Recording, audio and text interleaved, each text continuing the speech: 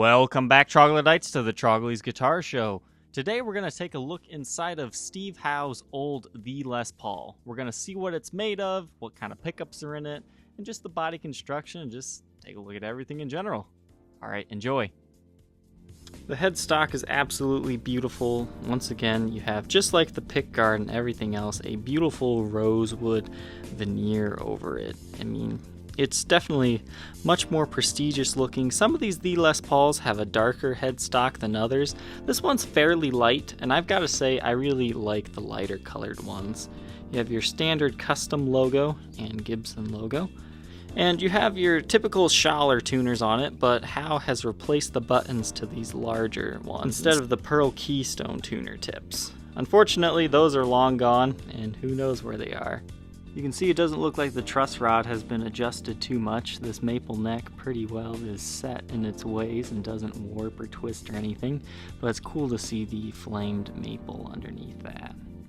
The V Les Paul kind of has an interesting nut. It's scalloped in between the string areas. It's very cool. I've got a spare one here. Supposedly this is new old stock that I got with a different V Les Paul. So you can kind of see that it's kind of made of a bone material, and then it kind of has a rosewood sandwich on it like a lot of other things. But these are very cool looking nuts.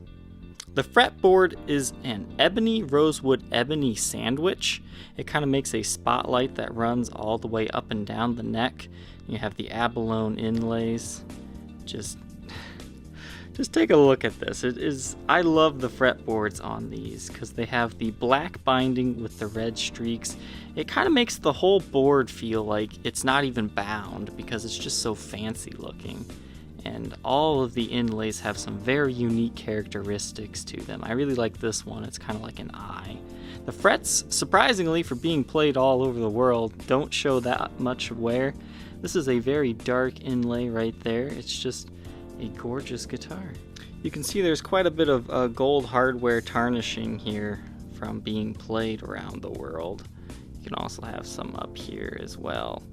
Something else I want to point out is, I mean, the top's not separating or anything, but you can kind of feel the seam right here more so than down here. Like, you can obviously see it, but if you run your nail along it, it's smooth. Up here, it's like the lacquer's kind of sunk in a little bit more, and you can kind of feel a groove. Here you can see the back of the headstock. You have your mother of pearl plaque. This one doesn't have a traditional serial number stamped, and it doesn't have a vertical made in USA stamp either, but I believe all of these were Kalamazoo made. Some of them you will find they do have a normal serial number under here, as well as the made in USA stamp. But once again, Howe changed the tips from the pearloid keystones to these larger gold like pegs here. They're definitely a lot easier to use. Massive volute as all of these have, but it is a single piece maple neck, and you can see all this tiger flame on this girl. It's definitely a beautiful neck. Two-piece laminate maple back and sides. It's just a gorgeous example. Now there is some buckle rash and indentation on this one because, well, obviously it's been toured around the world, but it's just nice to see this guitar. The sides of the guitar, all the binding is also rosewood. You can see the rosewood cap up there, since I believe they couldn't bend the laminate quite that extremely. But you can see it runs the flame on the sides, and you also have the wooden input jack plate. There's also another rosewood cap at the bottom strap pin. Grab a quick look at this other side here too. See, there are some light nicks and dings. Red Devil of a guitar weighs 11 pounds.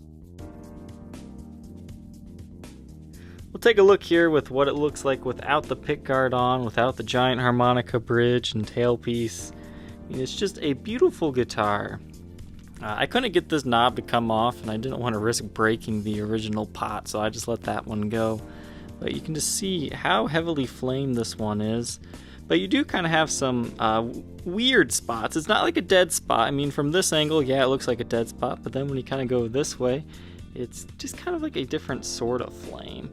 The wine red finish is definitely very unique on these V Les Pauls. It almost kind of has like a purplish tint to it in person. It's interesting to see that it really hasn't faded too much or aged. even though the other parts were over top of it. If you watched my last The Les Paul and Antique Natural inside look, that one actually had a serial number on the back. This one did not, so that must have varied as well. Here's what the pickup cavity looks like on this The Les Paul. What's kind of different about this one that Steve Howe owned is this one has a transitional neck tenon. The last one of these I opened up had a short neck tenon, so I'd be interested to see what the sound difference would be between the two. I've owned 4 of these The Les Pauls, and I've only been brave enough to open 2 of them. I don't know if they kind of varied, like the earlier ones got a transitional tenon and the other ones got short neck, but it is what it is. But you can see the extra routing in the cavity here from the factory for that 3rd leg hole for the extra height adjustment screw. The cavity for the bridge pickup is pretty much just the same. I will say what's kind of interesting is there is kind of a small gap in the tenon, and there's like a little chip right there. I don't think that's damage, it likely came from the factory that way, but it is there, but the neck is secure. The pickups used on all those famous album recordings and live are the stock Ttop pickups. They have your patent number on it and the brass screws. Now I'm guessing these were probably made in the mid 70s. I know this one is a kind of a later 76, but due to the fact that they don't have the date stamp, which I believe started around 76, I'm going to guess that these were kind of old stock at the time, 75s, but they're pretty much the exact same thing as the later ones anyways. Just take a look at the wooden pickup rings. On the inside, they're not finished, like they don't have a lacquer over them, but on the outside, obviously they do. Looking in this cavity is really cool, because it confirmed my theory that those T-tops are made in 75. All of the pot codes that are readable anyways, these two do date to 1975.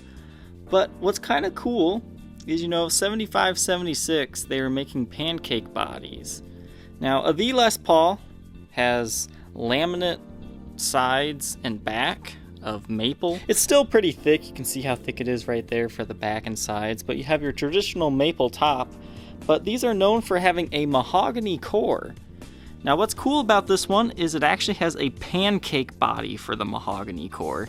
So this one, if you don't know what a pancake body is it's kind of a mahogany maple mahogany sandwich. So this The Les Paul actually has more maple to it than the other The Les Paul I took a look inside of.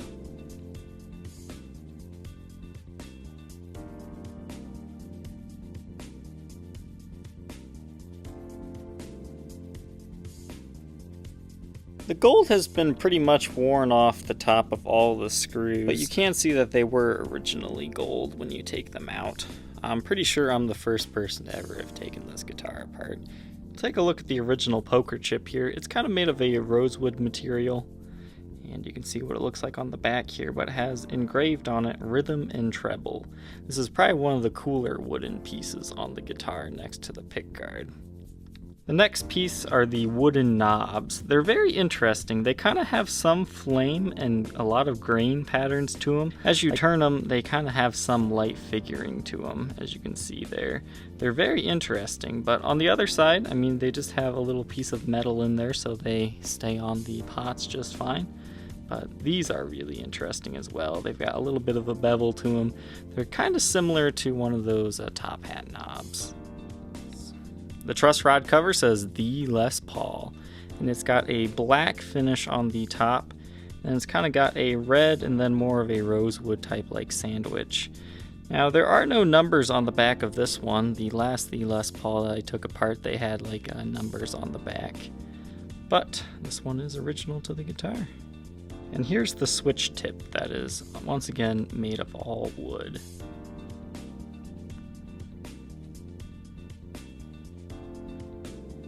And here's a look at the pickguard. Beautiful wood grain. You have a nice light finish on it. And it looks like Howe did put some scratches on it over the years as well. But beautiful wood color, rosewood with the red binding with black on the outside. The back of it looks just about as beautiful as well. Take a look at the back control cavity plate. You can see it's got beautiful wood grain to it, and it is lacquered over. And on the other side, we see the return of numbers. I saw this on the last The Les Paul, I think the truss rod cover on that one also had a number, so I think that signified a set for the outsourced luthiers that made this for Gibson. Here's the toggle switch cavity cover. You can see same type of wood, it's got some light figuring to it. And on the back, now this is really interesting, not a hand-drawn 7, but a stamped 7. And here's the famous mother of pearl plaque, number 26, which means this guitar was Steve Howe's. It's the one he toured with. It's the one he made a few modifications to with. He, used it in music videos. This is the one. And this is the little piece that proves it. The bridge is a TP6 fine-tuning tailpiece. I guess I thought these came out in around 78, but this is the second 76 The Les Paul that I've seen that came stock with one of these. You can see that it appears Howe might have replaced this one because it's definitely different. It has a different thread count on the side. So that one has definitely been replaced, but they've definitely been well worn over the years. The back of it just says Made in USA, Gibson. The bridge is the infamous harmonica bridge. Sure, they're a little bit big and ugly, but they do allow you a lot of intonation room for adjustment. These were Schaller made in Germany. Some of them will have the stamp, some don't. These were mainly popular in the early 70s for Gibson to put on a lot of things like the SG, but towards the late 70s, only the high-end items really got these. The cleans will be running through a Gibson Super Gold Tone GA30RV. The dirty tones come from a Marshall JMP 1C.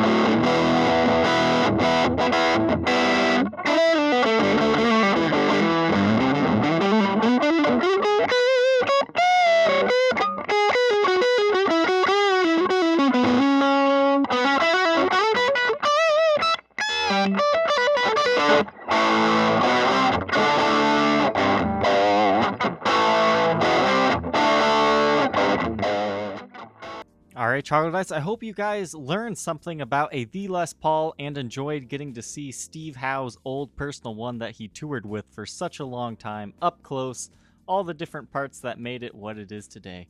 Thank you for watching, and we'll catch you next time.